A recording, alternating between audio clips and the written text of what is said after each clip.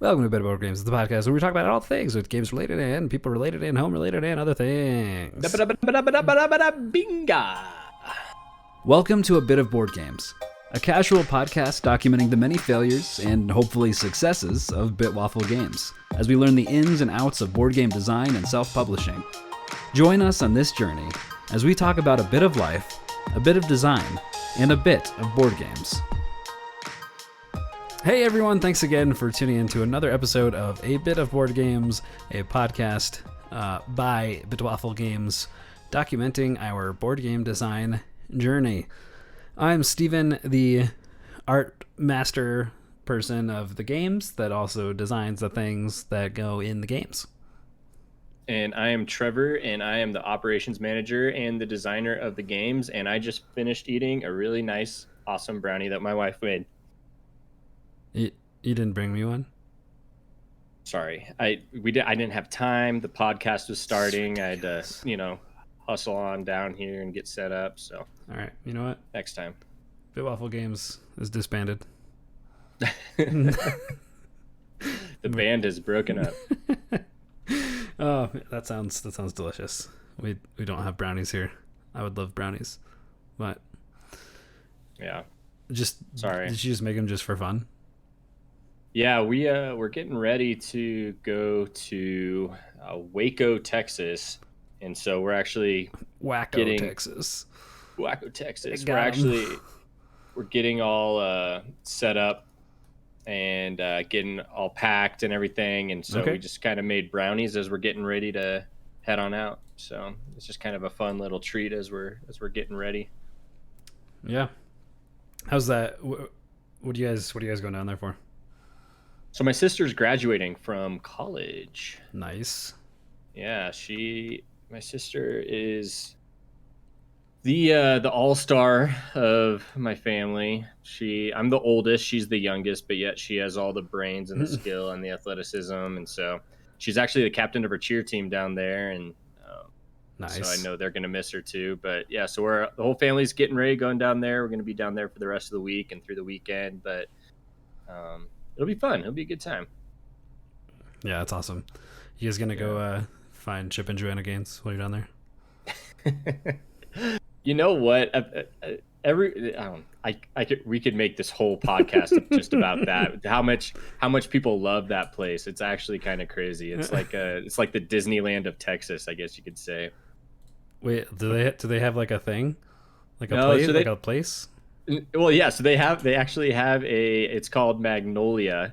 It's like the Magnolia something. I'm not as tuned in as other people are, but apparently Waco has become like a tourist destination for middle-aged women, and it brings in buku bucks every year in, year out. I mean, you could look up statistics about this thing, but people, it's a madhouse down there. It's literally Disneyland for middle-aged women is apparently what it is. So you can quote me on that. It's 100% true. That's amazing.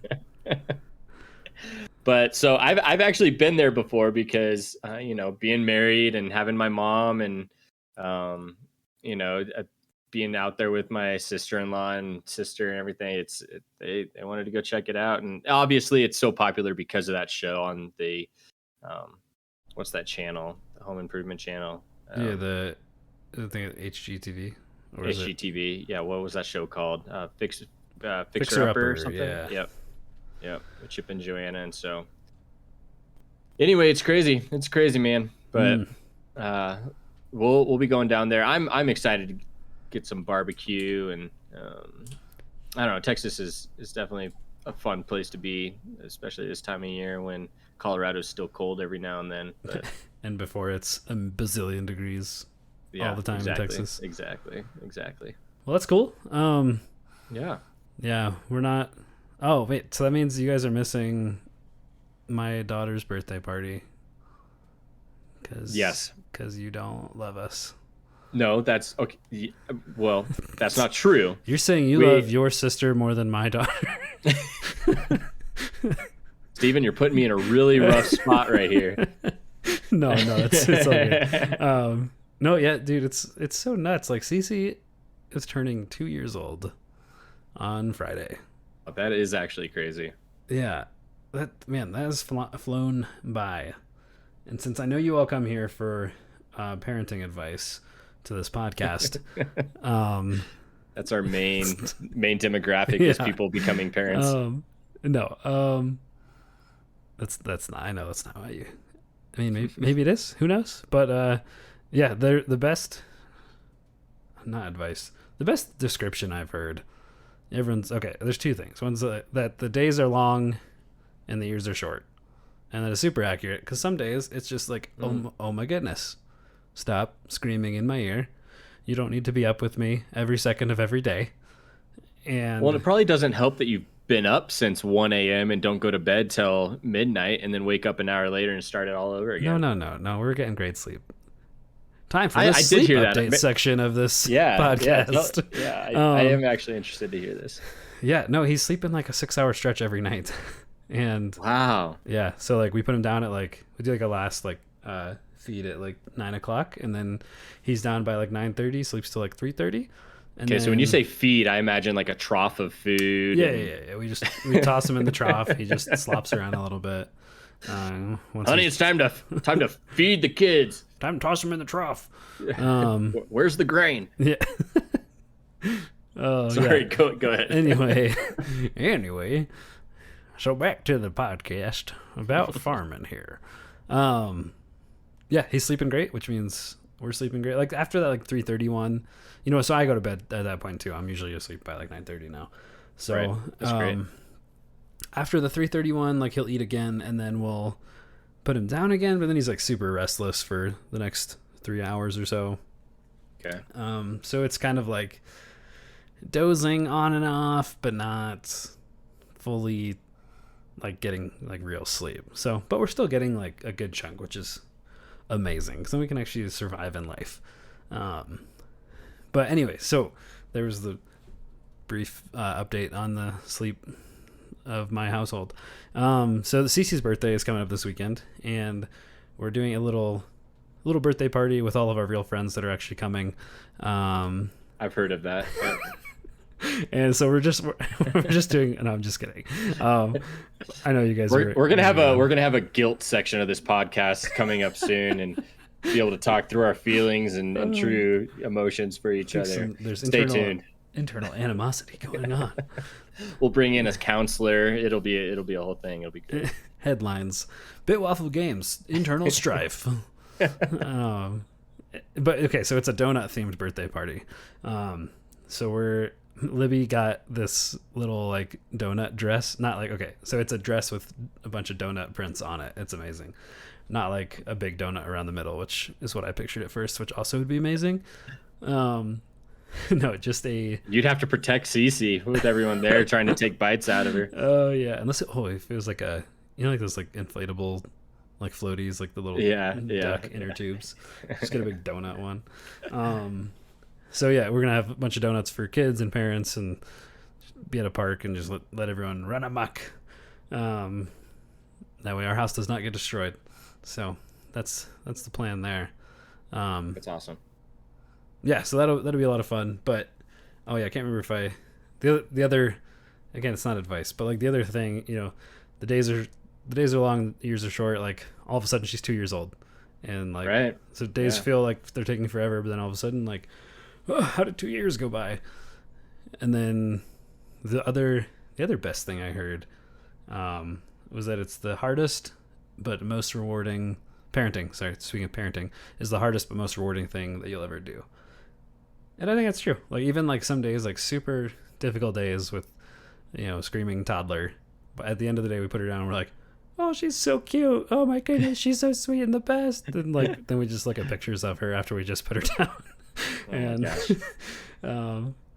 yeah, so I love it. I actually love hearing that. Yeah, it's worth it. It's so good. Yeah, so planning for the birthday party and everything has been great now that we have sleep, and that also helps with the many other things that I'm doing in my life that we've talked about before. Specifically, I've been kind of reworking my like design website, like my portfolio website for like UX design stuff, to start gearing up for searching for jobs at some point. So again, like we apologize. No, we don't apologize. It's just life. We just haven't had a ton of time to work on game stuff with kids and life and like our day-to-day or weekday jobs. What are you, day jobs or just our day jobs? That's the word. And so I've been, doing that, finishing up classes, which I did finish my final project on my UX design certificate that I was doing. Love it. That's awesome. Good job. Good work. Thanks. Yeah. So that's like that thing is done. So now I'm kind of focusing on adding that project like to a case study for my website portfolio thing, and then reworking all of that so I can start getting ready to apply for other jobs, so that hopefully then all my free time that I've been spending to change careers can be spent working on games, and for like Waffle Games, and spend obviously time with my family too. But yeah, so that's the exciting thing that I've been working on. That's been very exhausting alongside work stuff that's just been nuts after some people left, so like more responsibilities are on me, plus like things are ramping up and there's more projects. It's just like there's so much going on. Like Stephen said, we probably don't have a ton to talk about for the game.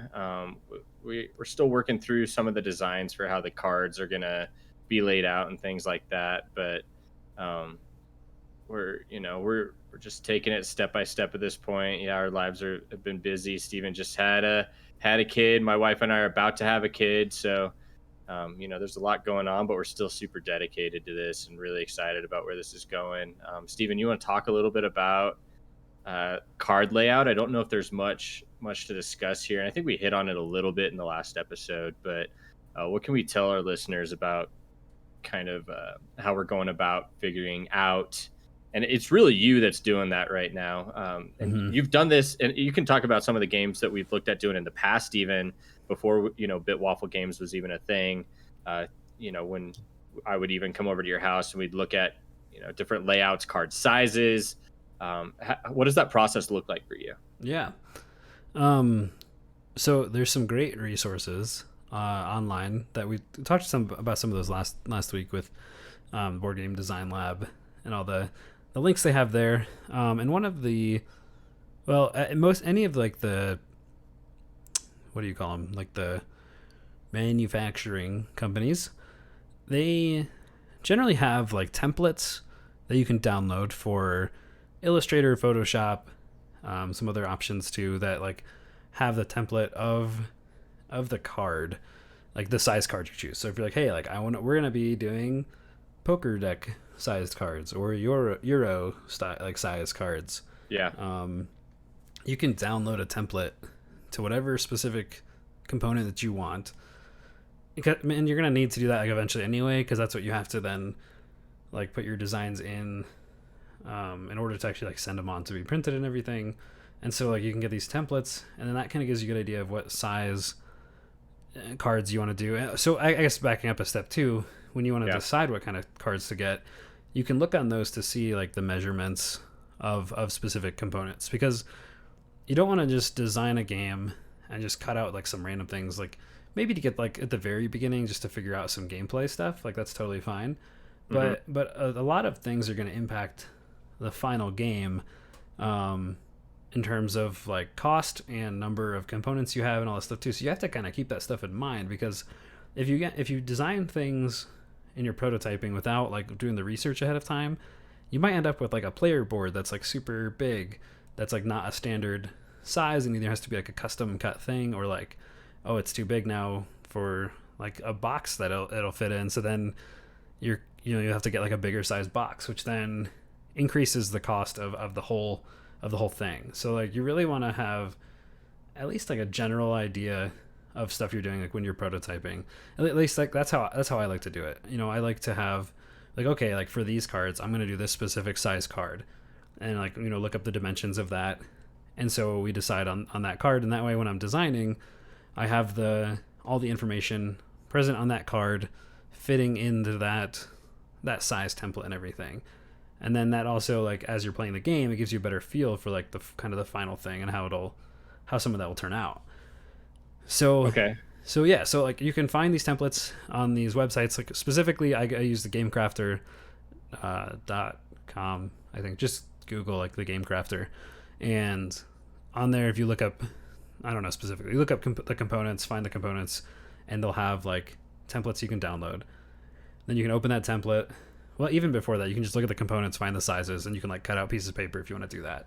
But now that we're kind of doing some more, some better designs a little bit rather than just writing stuff out, I like having like a printed template so that we can have the different areas for the information we need on the card. So then I'll take that into Illustrator and like create a layer over top of the template.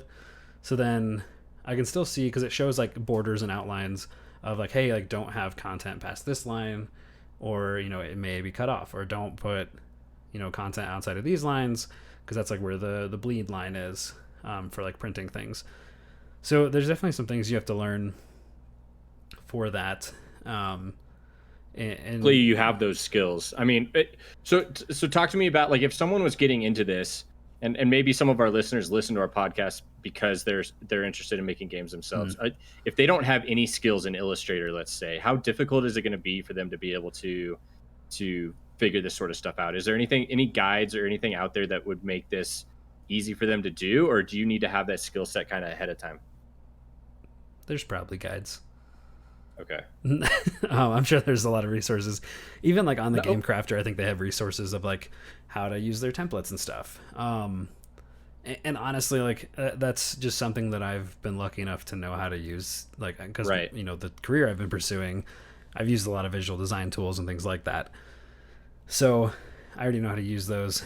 Starting out, I mean, definitely just to get your game chops going. That's a thing. Sure. You don't need to like work in Illustrator or Photoshop or any tool like that starting out. Like definitely like pen and paper. You want to get a game like working mostly before you do that. I just like having cleaner templates to work from, like as we're like testing, so then it gives a better feel for that. That's my preference. Since it comes easy to you, why not, right? It gives us something easier to look at, visualize, actually get a picture of. So as we're looking through stuff, it makes sense. We know what we're actually dealing with. Yeah, totally. Yeah, for sure. So there's a lot of things with that templates, and then I just put like overlay stuff, kind of. So like for example, with our blueprint cards, I've got like one kind of as I'm trying to, like as we're testing stuff here and there, occasionally maybe. I'm also like working on some design stuff just when I have time, just because I like doing that. So like we might still be figuring out which blueprints and which cards we're gonna have, but like I can still come up with a general design for the cards and then keep working towards that design. So that way when we do have like the game, like the specifics figured out, we can then just add that to the template, add the art, add the description, stuff like that. So I have places on the card for like the title, the rarity. Up in one of the corners I have like how many forge points it awards when you complete it, and then I have like the main image kind of just in the center, and like the top like 2/3 of it or something, top 3/5 of the card, I guess, as I'm looking at it. And then at the bottom is kind of like the text. So like pretty standard layout. It's just kind of figuring out, okay, like what information needs to be on this card and how do I make it as clear as possible, that people don't have to like, oh, where was that thing on this card? Like you want to make it like dummy proof. Right. You don't. Well, that's and also you're having to think through the art that you're going to be putting on the card too. The size that you're leaving yourself because again, Stephen is the one designing a lot of these aspects, because I simply just don't have the skill set. And so as he's showing me the art for the different weapons and things that he's imagining, we have a lot of information we're putting on this thing. We also want to make sure that we're providing enough room to have the creative side come through and the the cool aspect of it. So. Right. Yeah, there's a lot of things to that. But yeah, I'm looking right here in front of my face, looking at kind of one of the just like really early like I guess so in user experience design stuff that I'm pursuing, UX design, and like, you know, app development, website development, stuff like that. You know, you go through phases of the design. And so like the first one is called like a low fidelity, well, you do like wireframes, which essentially you're just blocking out like where information and content will be. So that's kind of what I'm doing with these cards. Okay, like, you know, I have written out like this is all of the information needs to be present on the card. So then I mess around with different options of like where things will be present, where text will be, size of text, where icons will be, things like that. So I'm essentially blocking it out. If you're familiar with that term for like acting or video production and stuff like that, you're doing the blocking section phase of that. So yeah, it's just placing like roughly where things will go, and then as we develop that, you know, that stuff will become more polished. It'll look nicer, and like it'll just have all the stuff there. So that way, we're not committed to like, oh, I made this really pretty banner to have the title on, but oh, now it's like doesn't quite work because we need something in the corner too. So yeah, it's not like just creating things that look good. It's figuring out where the information goes and planning that out. So that's I mean, we looked out a ton with you already having this sort of knowledge, because man, this would be a bit of a learning curve for us. If, you know, we both have great ideas can only go so far if you actually are able to follow through on them, right? So I mean, the whole premise of this game and everything that we're doing, we could only get so far without having to put in a ton of work trying to figure out these different aspects, you know, things with managing Illustrator, size of cards, and, you know, this and that. And so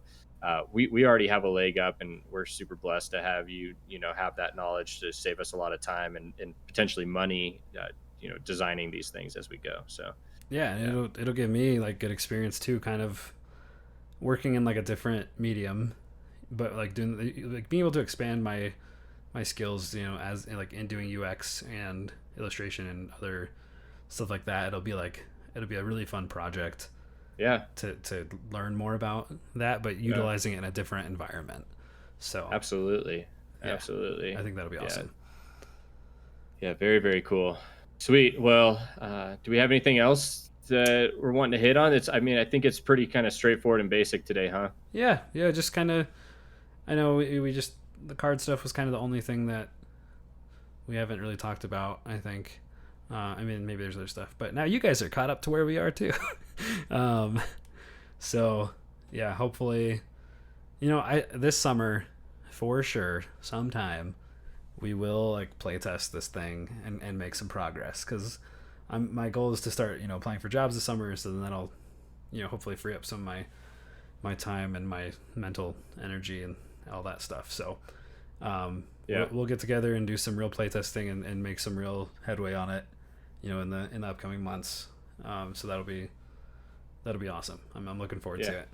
But super excited. It's going to be fun. We're going to have a lot of stuff to show, so it's going to be good. Yeah.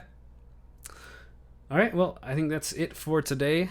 Once again, if you want to keep up to date on the random times where we don't record, like last week, or you want to keep up to date on occasional posts of prototyping stuff or whatever we're doing, feel free to follow us on the social medias at Waffle Games, and feel free to also check out our website, sign up for newsletters that we'll have in the future too at bitwafflegames.com. So thanks again for joining us, guys, and we'll see you next time. Yep. Thanks, guys. See ya. Bye.